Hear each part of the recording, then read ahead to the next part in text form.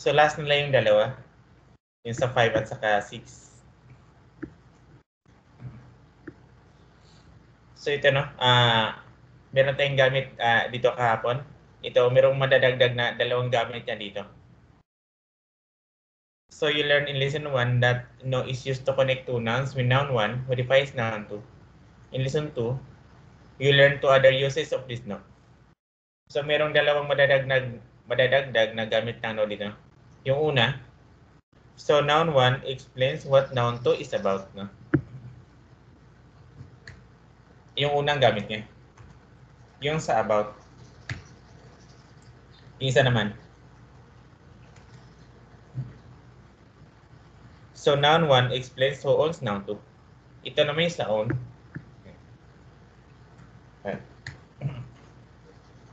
Ngayon, para mas madali maintindihan. For example, yung noun 1 natin dun sa about.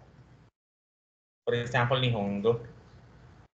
For example, yung noun 2, kon, yung libro. No? So, libro na about sa ni Hongdo. No? Isang example pa na. For example, yung noun 1 natin. So, Pilipinas. Yung Philippine. For example, yung noun 2, Hanashi. Ibig sabihin ng Hanashi, yung story. So, story na about sa Pilipinas. Last example yun para klaro lang. For example, yung noun 1 natin, si Mr. Tanaka. For example, yung noun 2 natin, yung Tigami. O yung liter, no? So, liter na about kay Mr. Tanaka. So, liter na about kay Mr. Tanaka. Yun yung ano dun sa mas madali maintindihan yung sa about. So, para magiging kumpleto yan, so kailangan kang gumamit ng demonstrative. Yung correct, sore, at saka yung are. Yung kuno, suno, at saka yung ano.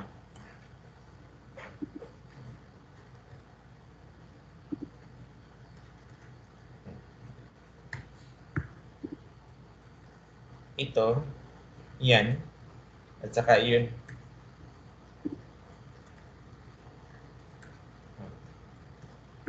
Ito follow by ano.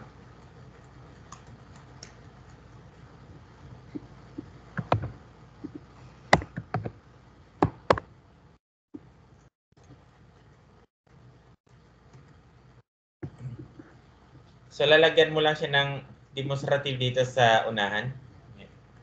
So, korewa ani Hongo no Hondes. Kompleto na yun. So, ito ay libro na about sa Nihongo. An example na ito. So, korewa computer no Hondes. So, this is a book on computer. Ibig sabihin, ito ay libro na about sa computer. About kasi yung pinag-usapan dito. No? Isang example pa, no? Sorry wa, Filipino hanashi desu. So, yan ay story na about sa Pilipinas. O yung isa. So, ari wa Tanaka no Tigami desu.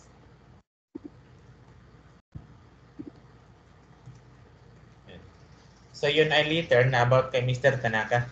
No? So, ito naman yung ano. Ito naman yung sa followed by a noun. Paano pag ito yung ginamit mo? Yung sa followed by a noun. Yung puno. Yung puno pala, so followed by a noun. So yung wa, hindi siya noun, so bawal to. No? Yung hon, ililipat mo lang siya sa unahan. Ilagay mo siya dito na. Yan. Kasi followed by na yung kuno eh. So, kuno wa nihongo na desu. So, itong libro nito ay about po sa nihongo. Ganon din dito.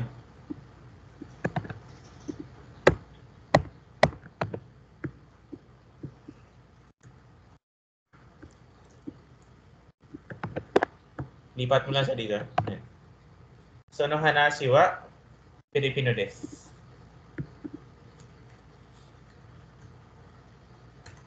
So, yung story na yan ay about po sa Pilipinas. O yung ano.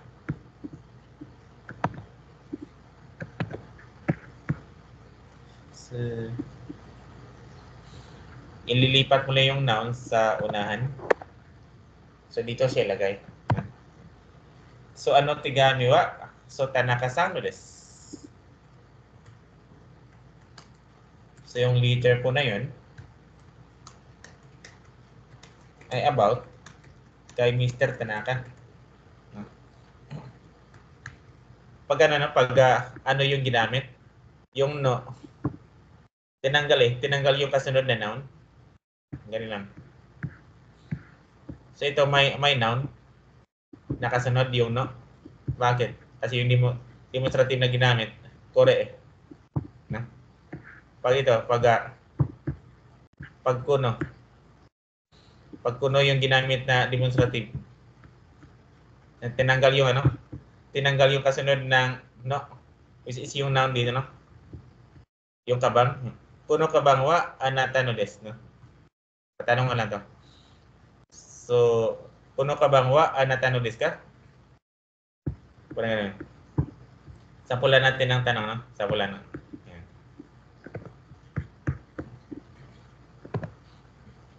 So, kuno wa nihongo no desu ka?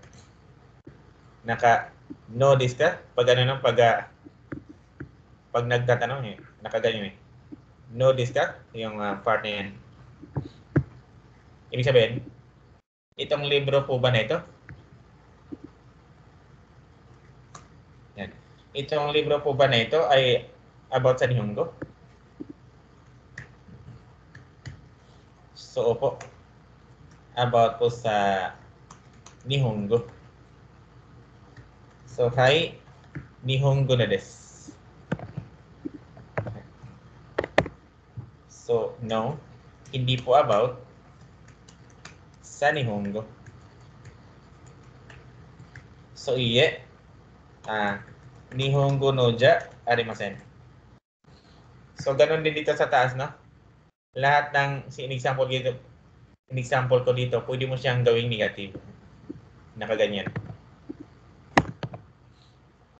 Yung des, pwede mo siyang gawing negative. Kore wa Nihongo no honja arimasen.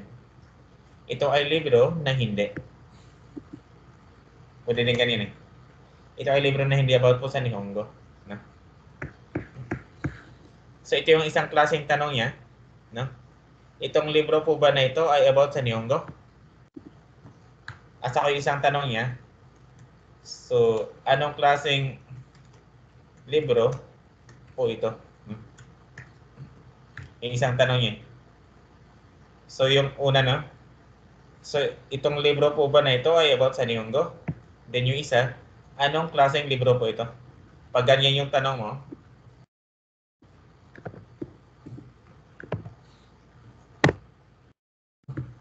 so, papalitan man to ng ano no, ng pag magtatanong ka, no? Nang meron siyang pag meron siyang tawag dito, interrogative, pwede mo siyang lagyan ng phone dyan. Wala problema. No? Pag meron siyang interrogative, yung part na yan. Kuno wa nanohon desu ka? Bakit may noun dito? Kasi may interrogative eh. No? Yung tanong lang na walang interrogative, answerable by yes or no. Yan, example na ito dito. Walang interrogative eh. So, anong klaseng libro ito? So, about ko, sa Nihongo. Yan. Tatanggalin mo lang yung nan. Palitan mo ng Nihongo. So, Nihongo no Hondes. About po sa Nihongo. Na, tingnan natin yung anong example din sa activity. Pwede na. Yung tanong na with interrogative.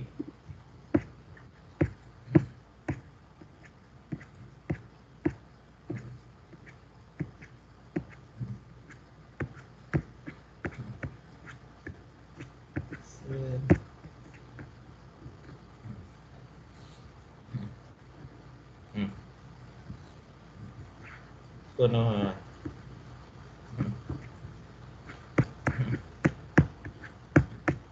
Yung pangalan tanong.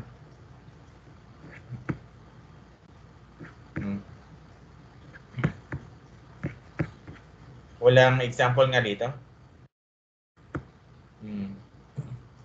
Walang example na yung tanong na merong interrogative na kuno yung ginamit. Pero sa pagkakaalam ko, no?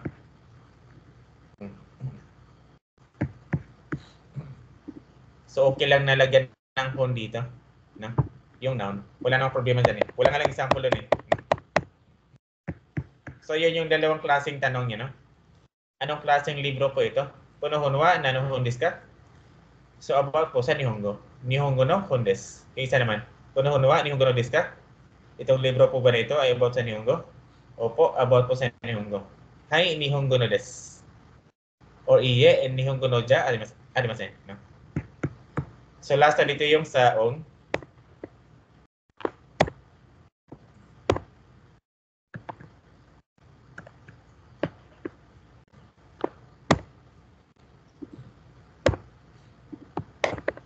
Yung sa on naman, nakaganyan din yung pattern. For example, no? For example, yung noun natin, noun 1, so kaisha o yung company. Yung noun 2, so kuruma. Yung sasakyan. So sasakyan, na pag-aari ng company. Double meaning. Isang example pa na. Ano, tumurachi. Yung kaibigan mo. No? For example, yung noun natin, yung bag na lang, kabang. So bag, na pag-aari ng kaibigan ko. No? Last example lang. For example, yung noun natin, noun 1, watashi. Yung ako. For example, yung ano, noun 2, yung toke, pasokon na pasokon. Yung computer. So, computer ko. So, computer na pag-aari mo. Or computer ko. No? So, ganun din, para makompleto yan, kailangan mo siyang lagyan ng ganito. Yung demonstrative na yan. Same lang yung gagawin. Iba nga lang yung meaning. Yung nakaganyan. So, kore wa kuruma no kaisha desu. So, ito ay sasakyan na pag-aari ng company. Sorry wa turachi no kabang desu. So, yan ay bag na pag-aari ng kaibigan ko. O ari wa watashi no pasokon desu. Yun ay computer ko. Yun ay computer na pag-aari ko. So, pag yung nilagay mo naman ito, ilagay din natin, no?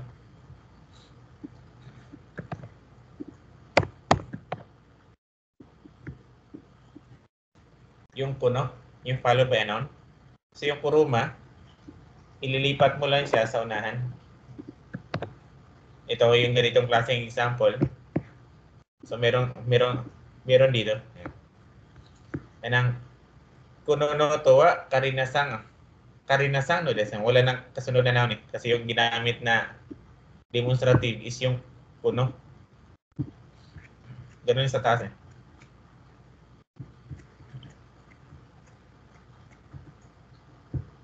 Yung sala yan. Yung ginamit na demonstrative is yung kuno. So wala nang kasunod na noun yun, no? Yan dito. Kahit no des na lang, diretso. Kuno mawa, kaisa na des. So itong sasakyan na ito ay pag-aari ng company.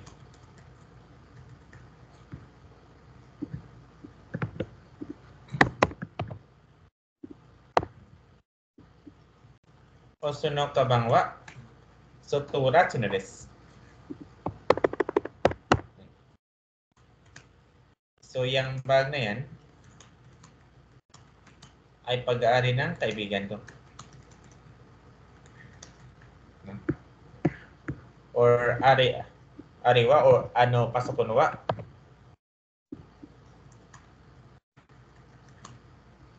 Then watashi no desu. No? So yung computer po na yun ay sa akin po. Pag-aari ko.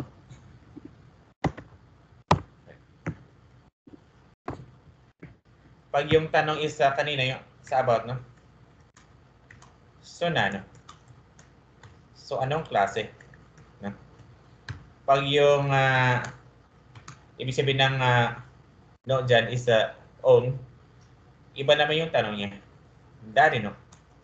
Ibig sabihin, kanino? No? Kanina is na kanano eh. Ano yun, no? Andito pala, nano. So anong klase?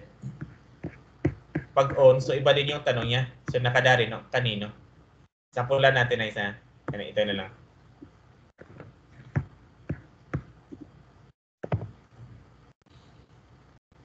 Tanggalin mo yung yung noun na to. Palitan mo siya ng dari. So kari no kore wa dari no kuruma desu ka?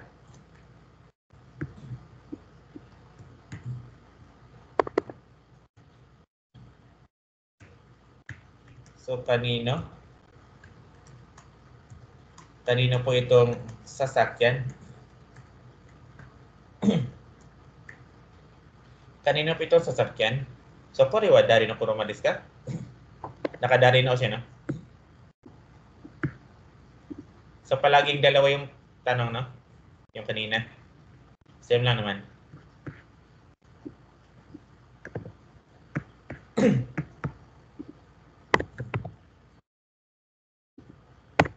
Yung wala kang ilalagay dito na interrogative, na mag-add ka lang ng ka sa dulo. So, kore wa kaisi no kuruma desu ka? Sa company po ba? Itong sasakyan?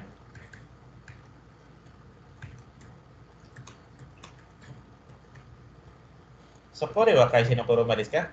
Sa company po ba itong sasakyan to? Yung isa, kanino po itong sasakyan? May interrogative, no? So, sorry wa. So, Tanaka-san no? So, kuruma desu. Okay. Kay Mr. Tanaka po. Yang sasakyan. Ayan.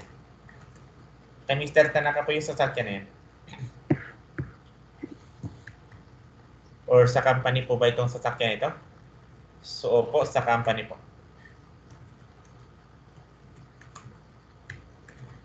So, hi. So, kaisha na desu na. Or no, hindi po. So, iye, kaisha no ja arimasen. So, ganun din kanina. Pwede mo siyang i-negative to dito sa taas. Yung des, pwede mo siyang palitan ng ja, arimasen. So, korewa, kay sinokuruma ja, arimasen. So, ito ay sasakyan na hindi. Na hindi pag-ari ng company. No? Pwede mo siyang gawin ganyan, no? Kung naka-negative ka. So, wala namang tanong doon sa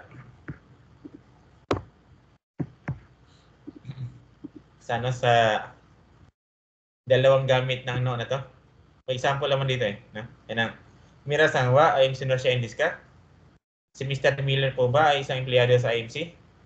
Hi, IMC no siya indis. Opo, isa po siyang empleyado sa IMC.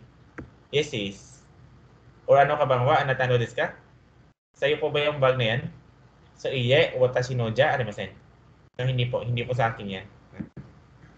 O ariwa, dari no ka bang desu ka? Kanino po yung bag na yun? So, Sato-san desu. Ani Sato po. Yan yung ano dito sa, ano, sa 5. Yung sa lesson 3, ganun din yung ano dito eh. Topic natin. So, noun 1, no, noun 2. Yung iba nasa unahan. So, tatlo yung gamit niya dito. Madadiscuss natin siya bukas. Another gamit ng no. Tatlo yung madadagdag dito, no?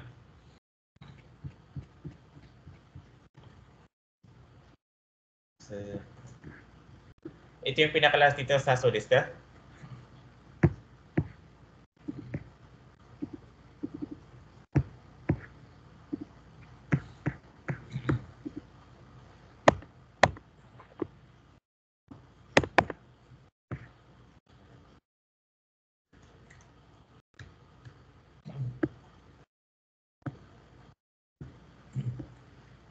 So this expression is used when the speaker receiving information and shows that he or she understand it.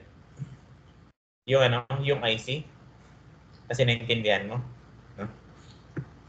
So ganun din. So lesson 1 at saka lesson 2 ang pwede mong gamitin na pattern, na. Balikan natin yung lesson 1, ha? Si Mr. Tanaka po ba ay isang engineer?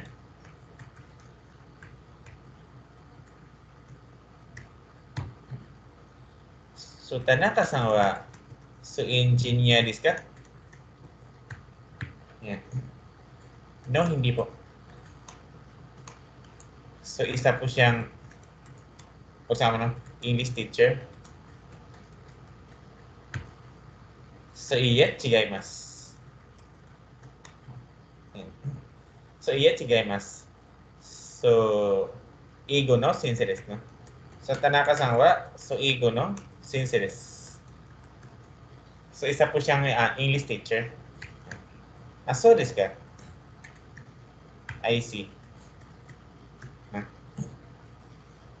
Yung sa lesson 2, yung ginagamitan ng demonstrative. Yan na, ano. So, kore wa, so anata, no? Kabang desu ka? Sa'yo po ba?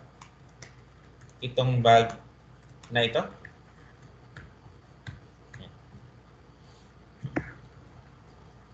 So, no, hindi po.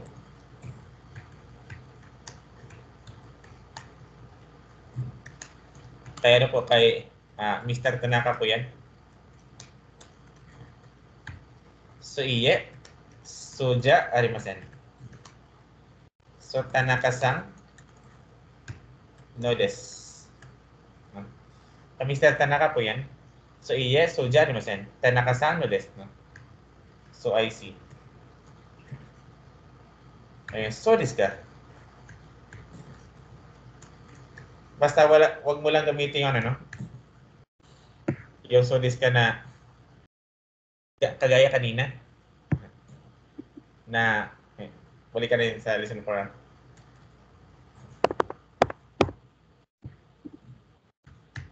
So, nag-aral ka ba kahapon?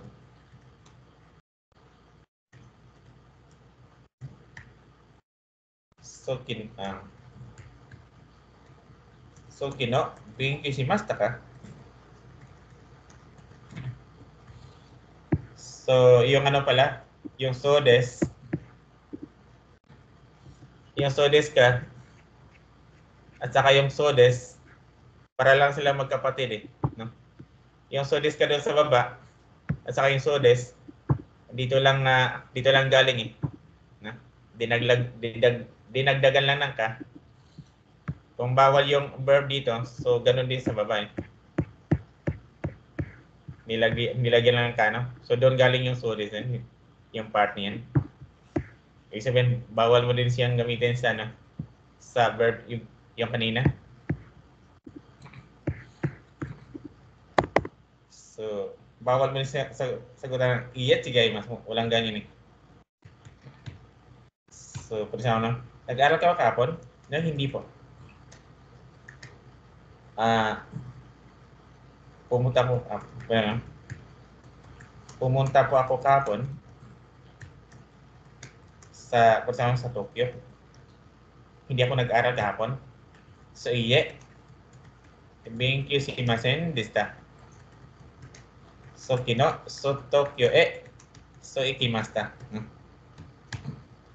So, walang narinig na so this dito, no? Ganyan lang. Yung sa lesson 4.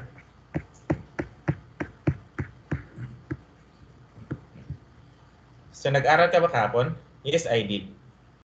Or no, I did not. No? Walang narinig na, no? Pwede kang gumamit ng sodes or sodes ka. Sa Tagalog kasi, pwede mo sabihin na ganito. So, I see. Sodes ka. So, I see. Sa Tagalog, sa English, ganun po ba? Nag-aral ka ba kahapon? No, hindi po. Pumunta ako sa Tokyo. Ganun po ba? Sa Tagalog, pwede mo sabihin na ganyan, no?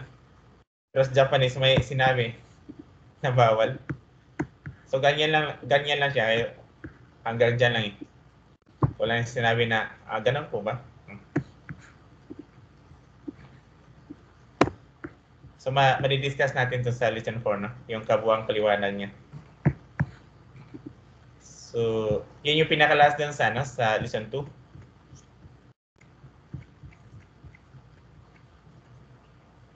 So, yung sodes ka, ganun din sa adjective. Walang narinig na ginagamitan ng sodes ka yung adjective. No? Pero madidiscuss natin siya sa lesson 8. No? Yung kabuang paliwanag niya adjective. I-send ko lang dito, no?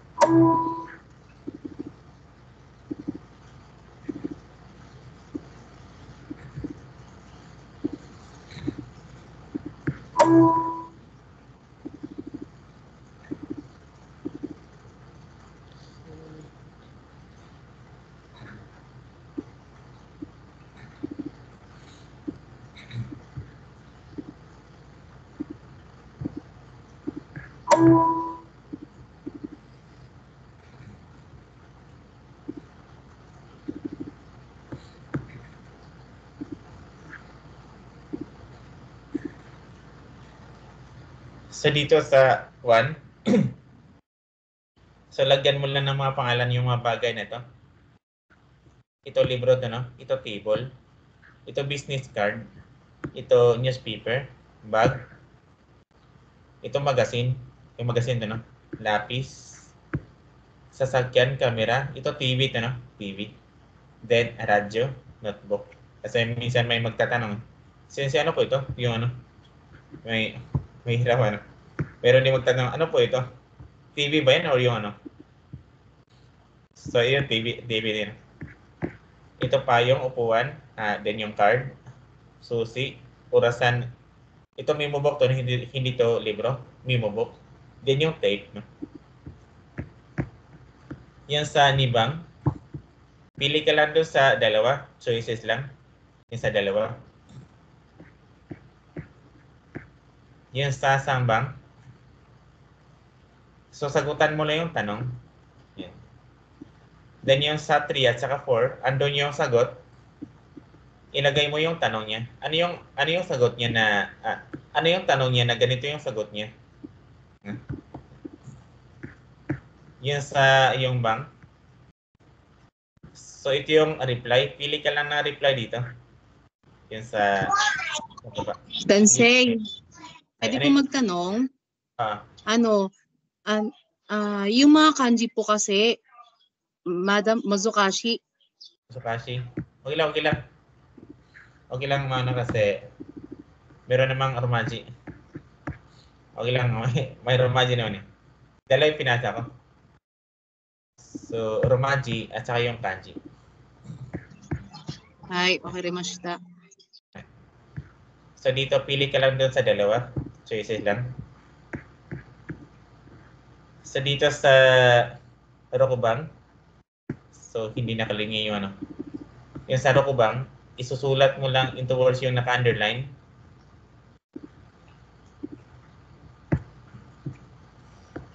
Ito lang, yung naka-underline lang. Yan. Yung 42, isusulat mo siyang ganyan. Yung sa pinakalas, replyan mo lang siya. Anata, wag ako si Diska. So, student po ba kayo? Una may ba? Ano po yung pangalan niyo? O ikot so Diska? Ilang taon na po kayo? Yung sa listening, so ganun pa rin yung gagawin, kagaya ng sa listen 1. Isusulat yung tanong. So dito, pipili ka lang doon sa tatlo. Yung sa baba, yung bilog at saka yung X, yung maro batsu. Pag tama, yung maro. Pag mali, yun yung ano, yun yung batsu, yung X. Same lang yung gagawin sa listen 1. Pwedeng sagot na diretso kahit hindi nyo na siya i-print.